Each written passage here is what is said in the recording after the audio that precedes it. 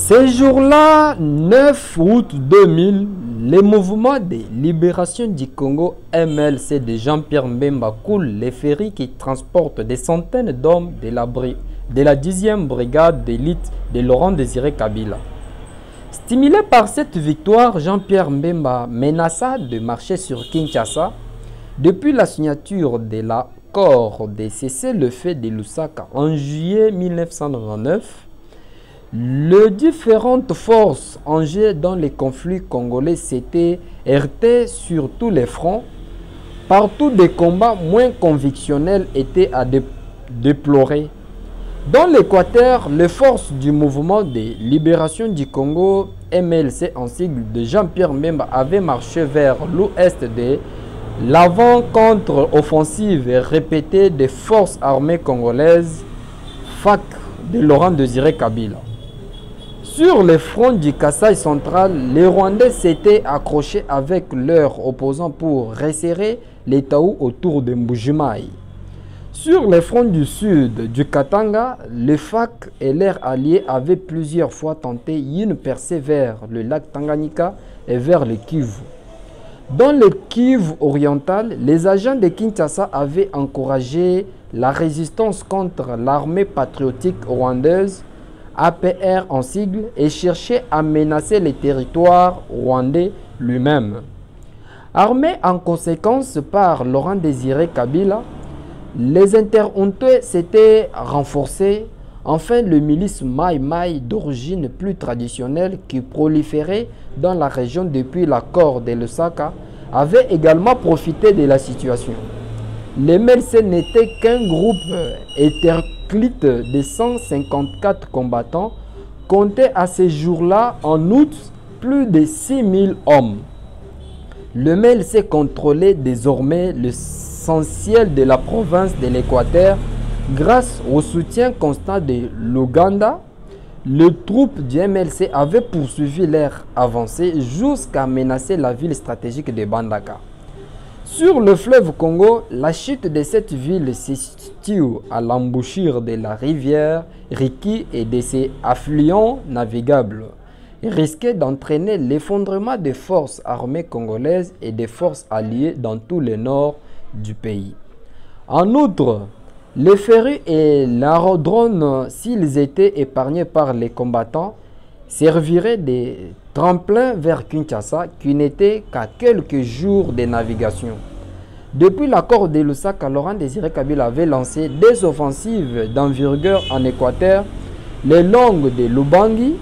Son objectif était de contrer cette menace, la première de mi-octobre et la deuxième mi-décembre 1999 n'a pas permis qu'une faible progression. La seconde, entamée en mai 2000, a été plus heureuse dans un premier temps du mois. Depuis août 2002, les FAC avaient avancé de près de 200 km vers le nord. Coup de théâtre. Ce 9 août, les MLC coulent les ferries qui transportent plusieurs centaines d'hommes de la 10e brigade d'élite de Kabila, totalement débordée.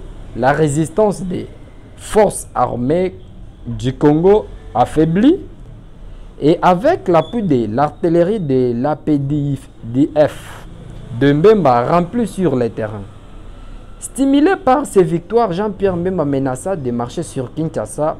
Le 1er octobre à Djamena, en Équateur occidental, devant une foule de plusieurs milliers de partisans célébrant le second anniversaire de la création du MLC, Jean-Pierre Mbemba a déclaré « Kabila ne comprend que le langage de la guerre, nous lui tiendrons donc ces langages ». Précisons que dans cette perspective, la première phrase consistait à attaquer Bandaka. S'adressant toujours à la foule, il va poursuivre avec ses déclarations. Nous avons les moyens d'entrer dans la ville et demain, vous apprendrez que Bandaka est tombé aux mains du MLC. À quoi la foule va répondre? Bandaka doit tomber. Jean-Pierre Mbemba Ngombo, il a 36 ans lorsqu'il a lancé sa propre rébellion, qu'il appellera Mouvement de libération du Congo MLC en sigle, À ce moment-là, il fait des affaires, amassant une petite fortune grâce à sa compagnie MCL, une des sociétés de téléphones cellulaires présentes à Kinshasa vers 1995-1996. Avec l'aide du général-major James Kazini, jeune frère du président ougandais Yoweri Museveni, Jean-Pierre Mbemba parvenait à contrôler une grande partie du nord-est de l'RDC. Après l'accord de paix qui met fin à la guerre en 2003, il devint l'un des 4e vice-présidents du pays au sein du mouvement de transition 2003-2006.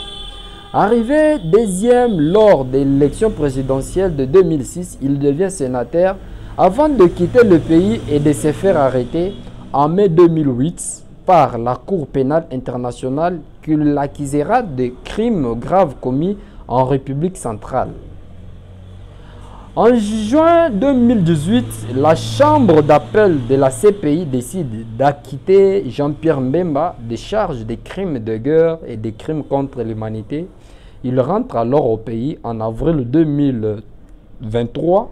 Il est nommé vice-premier ministre et ministre en charge de la défense nationale avant de devenir, depuis mai 2024, vice-premier ministre en charge des transports.